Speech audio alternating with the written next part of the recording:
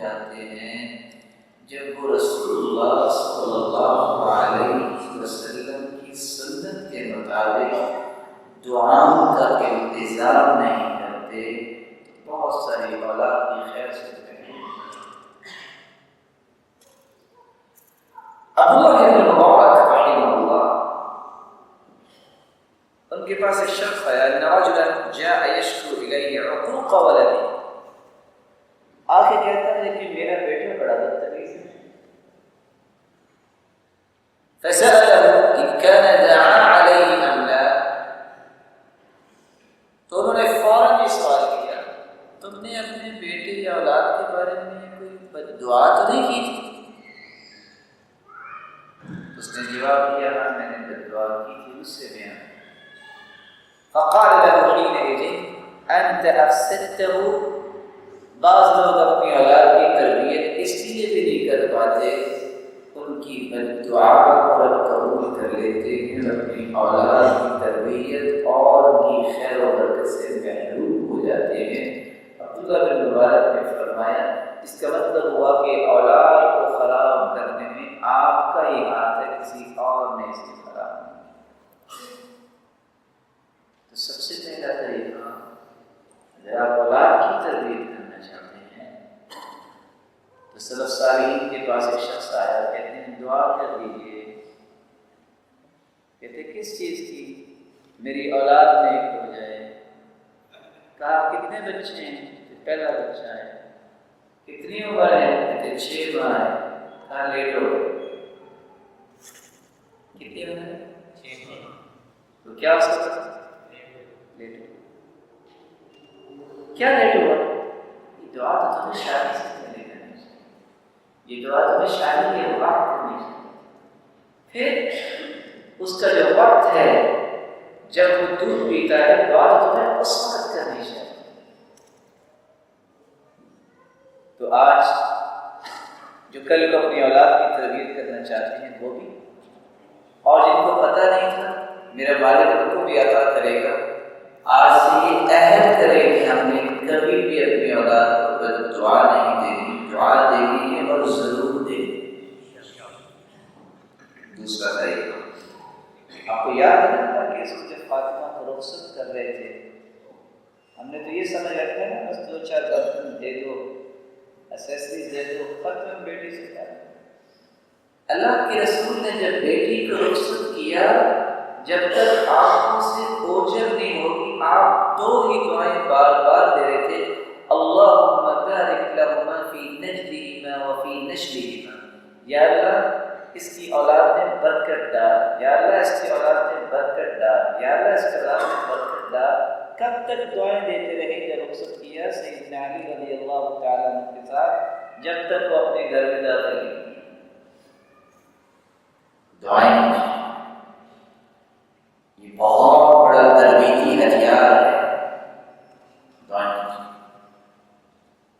دوسرا طریقہ، اگر اپنی اولاد کی آپ تربیت کرنا چاہتے ہیں تو دوسرا ٹول استعمال کیجیے، اولاد کو صرف حلال لقمہ کھلائیں۔ کبھی اولاد کی تربیت نہیں ہوتی جب وہ حرام کھاتی۔ ان اللہ طیب لا يقبل الا طیبا، اللہ طیب اور پاک ہے، وہ پاک کو ہی پسند کرتے ہیں۔ وَإِنَّ اللَّهَ تَعَالَى أَمَرَ الْمُؤْمِنِينَ بِمَا أَمَرَ بِهِ الْمُرْسَلِينَ، اللہ نے اسی بات کا مومنوں کو حکم دیا ہے جس بات کا حکم نبیوں کو دیا ہے۔ نبیوں کو کس بات کا حکم دیا ہے؟ یا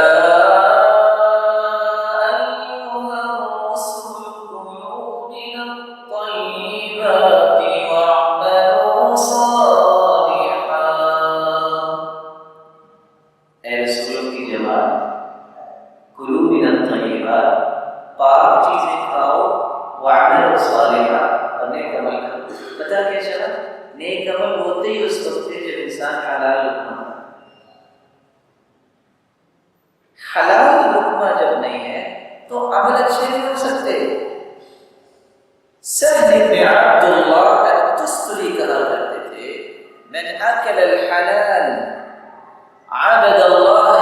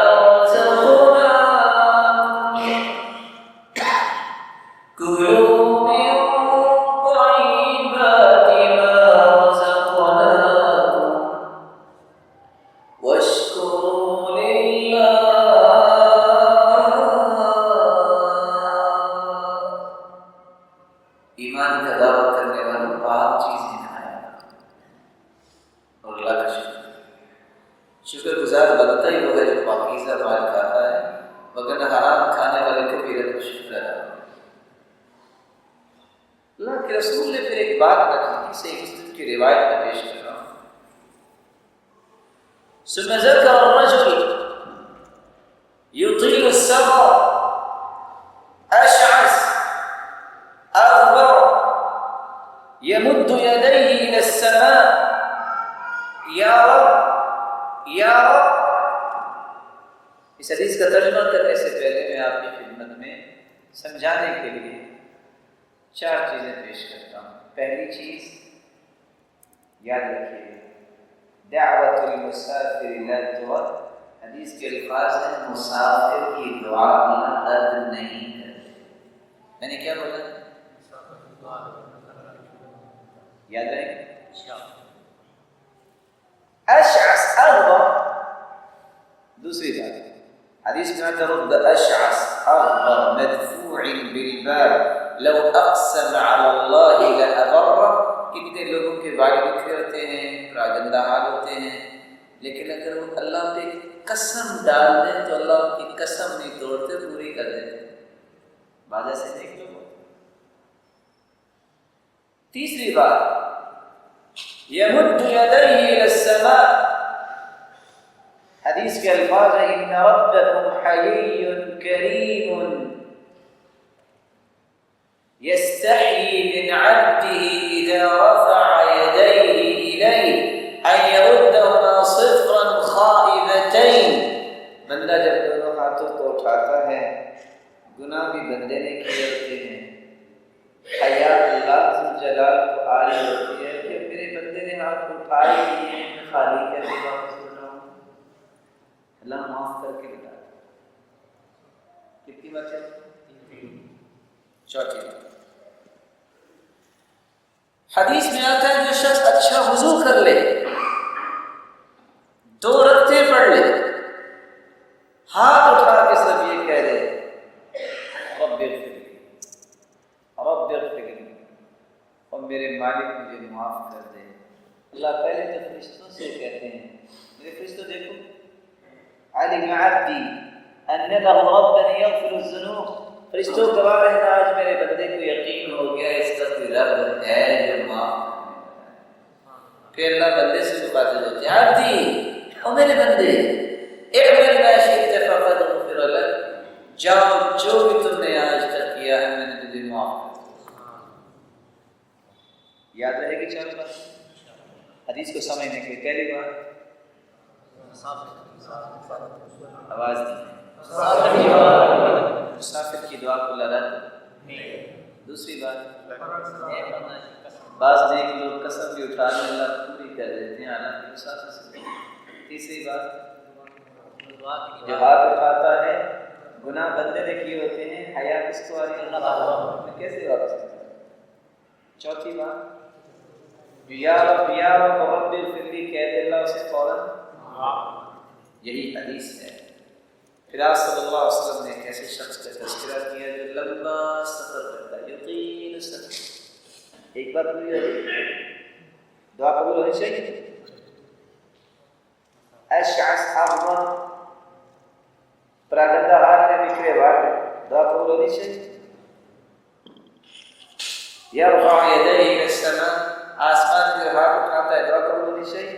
تیسرا سبب، یا رب یا رب، یہ بھی کہتا ہے اے میرے رب اے میرے رب، دعا قبول ہونی چاہیے۔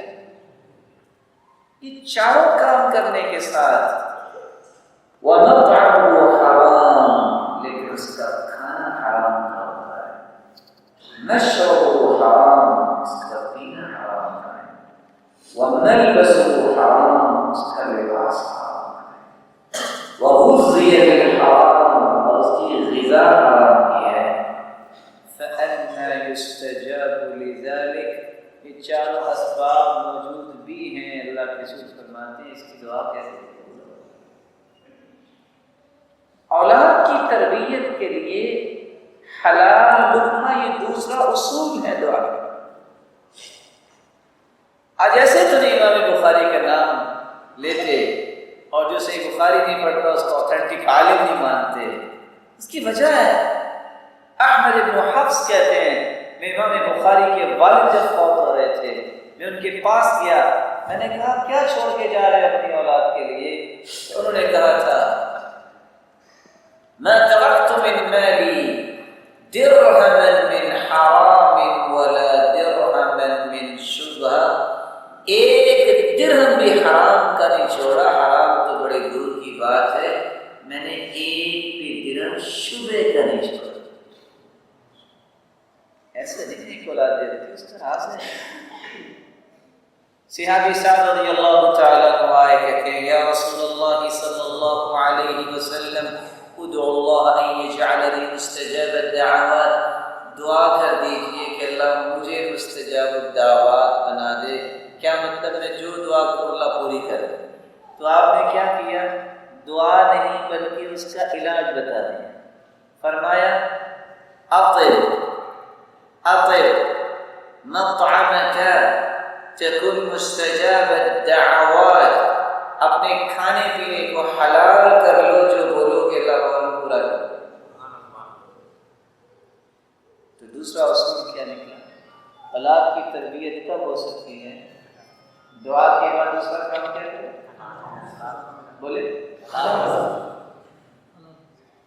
کیسی صرف صالحین کی عورتیں تھیں، اللہ ہماری مسلمانوں کی بیٹیوں بہنوں اور بیویوں کو ویسے ہی بنا دے آمین۔ کہ وہ دروازے تک الوداع کرنے آئے، آج تو کوئی آتا ہوگا، ہو سکتے آتا ہے ویسے نہیں وہ آتا ہے، ہاں ہو سکتا ہے تو آتا ہو اور 1.5 فٹ لمبی لسٹ دینے آتا ہو، یہ سودا دیتے ہیں یہ چیز ختم ہو گیا، لیکن وہ اس لیے نہیں آتی تھی، ان کو پتا تھا کہ زیادہ نہ جانے تو بڑا ملاقات ہو سکتی تھی، نہ ہو سکتی، میں اللہ کی ضمانت اور امانت میں اس کو بھیجنا چاہتی ہوں۔ وہ پھر دعا دیا کرتی، کون سی دعا؟ استودعک اللہ دینک، استودع اللہ دینک وامانتک وخواتیمک، زودک اللہ التقوى وغفر ذنبک ویسر لک الخیر حیث ما کنت، میں تمہیں اللہ کی ضمانت میں بھیجتی ہوں، تیرے دین کی بھی حفاظت تیرا رب کرے، میں امانت کے طور پہ اللہ کے ساتھ تیرا خاتمہ بھی ایمانی ہو، اتنے کہنے کا زودک اللہ التقوى، اے اللہ جب تک یہ سفر میں رہے اس کا زیادہ تقوی رہے، وغفر ذنبک، اللہ انسان کمی کوتاہی ہو جائے اللہ اس سفر پہ جا رہے اس کے گناہوں کو معاف کر دیں، وَيَسَّرْ لَكَ الْخَيْرَ حَيْثُ مَا كُنْتَ، اللہ یہ جہاں جہاں جائے اس کے لیے آسانی نہیں، اللہم نزل له الارض وہون علیہ السفر، یا اللہ جہاں جہاں یہ قدم رکھتا جائے زمین کو سکیڑ دے، اس کے لیے آسانی ہو جائے، وہون علیہ السفر، اور سفر کی سعودتیں اس کے لیے آسان کر دے۔ یہ دعائیں ہیں جو اللہ کسی نے سکھائی ہیں، سچ سچ بتائیے کبھی آپ کو یہ دعائیں دنوں میں نہیں صحیح سے بتانا سکھائے نا، گزارش کرے نا محترمہ بہن سے، بیٹی سے، والدہ گرامی سے اور اپنی زوجہ محترمہ سے یہ دعائیں یاد کریں اور آپ کو نکلتے ہوئے دعائیں دیا کریں، اور جاتے وقت وہ بھی دعا دیا کرتے تھے اس کو صالحین، جیسا کہ آپ بھی نکلتے وقت دعا تو دیتے ہوں گے، مسکراتے نہیں دیتے،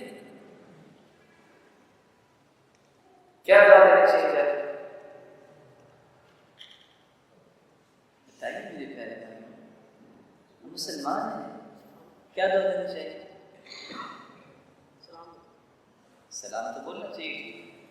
اور کوئی دعا کیسے تربیت ہوگی؟ میرے بھائی جب تک میری تربیت نہیں ہوگی میں اپنی اولاد کی تربیت نہیں کر سکتا. فقد الشيء لا يعطي، جس کی جیب خالی ہو دوسرے کی جیب بھر سکتا ہے؟ ایسا نہیں ہوتا. استودعك الله الذي لا تضيع ودائعه،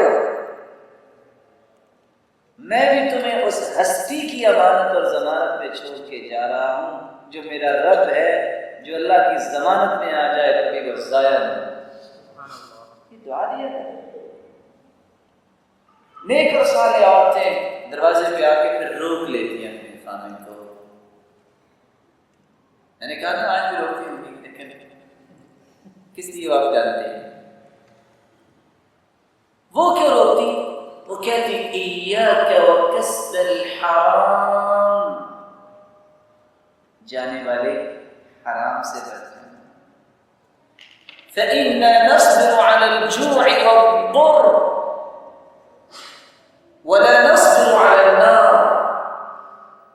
دیکھنا میں اور میرے بچے بھوک برداشت کر سکتے ہیں، تکلیفیں برداشت کر سکتے ہیں، لیکن اگر تم حرام لے کے آؤ گے تو قیامت کے دن جہنم کی آگ برداشت نہیں کر سکتے.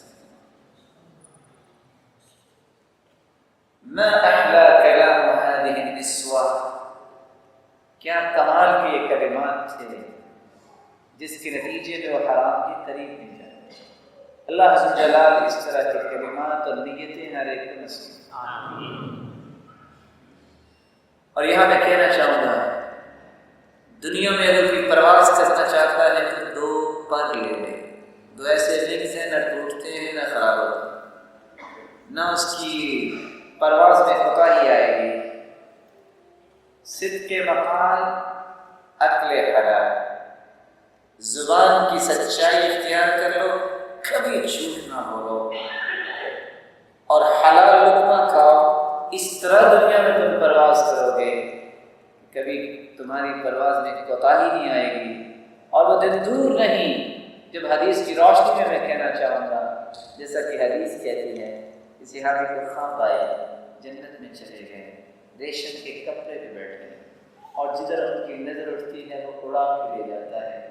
جنت میں بھی آپ پروازیں کریں گی، دنیا میں بھی آپ کی پرواز میں کوتاہی نہیں آئے گی. بس 2 کام کر لو، اپنی زبان میں سچائی کو جاری کر لو، اور لقمہ جب بھی کھاؤ تو کون سا کھاؤ؟ اور میرے اللہ عز و جلال سے دعا بھی ہے اللہ تعالیٰ آپ کو اتنا حلال مال دے کہ آپ حرام کے بارے میں زندگی میں کبھی سوچے بھی نہ. اور دیکھیں اللہ کے رسول صلی اللہ علیہ وسلم کی خیر خواہی اپنی امت کے ساتھ، اللہ کے رسول نے ہر نئے دن میں تجدید عہد کروا دیا.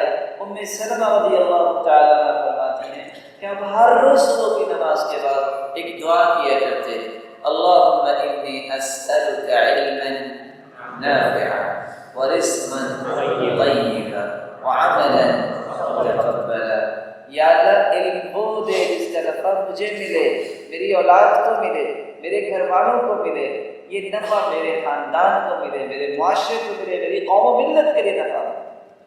اللہ نفع مند علم کے ساتھ رزق حلال دے. اللہ رزق کے ساتھ ساتھ عمل بھی وہ کروا جو قبول ہو. اور چین دیکھیے کتنی پیاری ہے، نفع مند علم، حلال رزق، عمل قبول.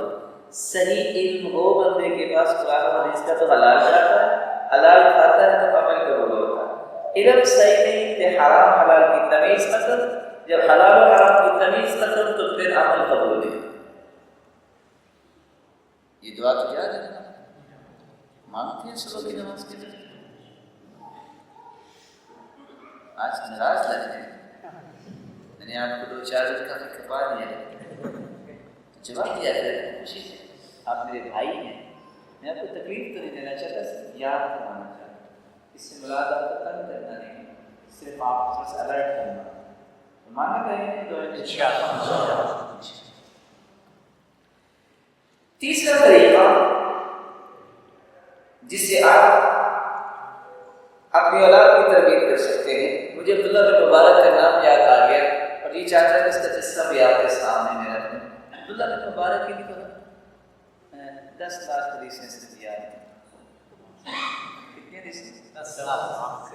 میں نہیں کہہ رہا، جیسے کہ امام ابو ذر رازی کو 7 لاکھ حدیثیں یاد تھیں، عبداللہ بن مبارک کہنے لگے کہ امام احمد بن حنبل کو 10 لاکھ حدیثیں یاد تھیں۔ تو کسی نے پوچھا کہ آپ کو کیسے پتہ؟ کہتے میں نے ان کے ساتھ بیٹھ کے دور کیا، میں نے ان کے ساتھ بیٹھ کے۔ یہ الگ بات ہے کہ آج 10,000 حدیثیں میں کسی کو یاد نہیں، لیکن ہیں اللہ کے بندے جن کو حدیثیں یاد ہیں۔ ابو ذر راضی سے کسی نے پوچھا کہ آپ کے پاس اتنی حدیثیں آپ کو یاد ہیں، آپ نے کتنا پیدل سفر کیا ہے؟ کہتے ہیں 30,000 میل۔ کتنا؟ 30,000۔ پوچھنے والا کوئی بات سے ہوگا، وہ کہتے ہیں بس، تو مسکرا کے کہتے ہیں سن میں ترکت العدہ، میں پیدل تو آپ بھی چلا ہوں، بس اس کے بعد پھر گرنا شروع ہو جائے۔ اور میں آپ سے گزارش کروں، کسی نے اپنے بچوں کی تربیت کرنی ہے، عبداللہ ابن مسعود، ابو الدرداء، سلمان الفارسی،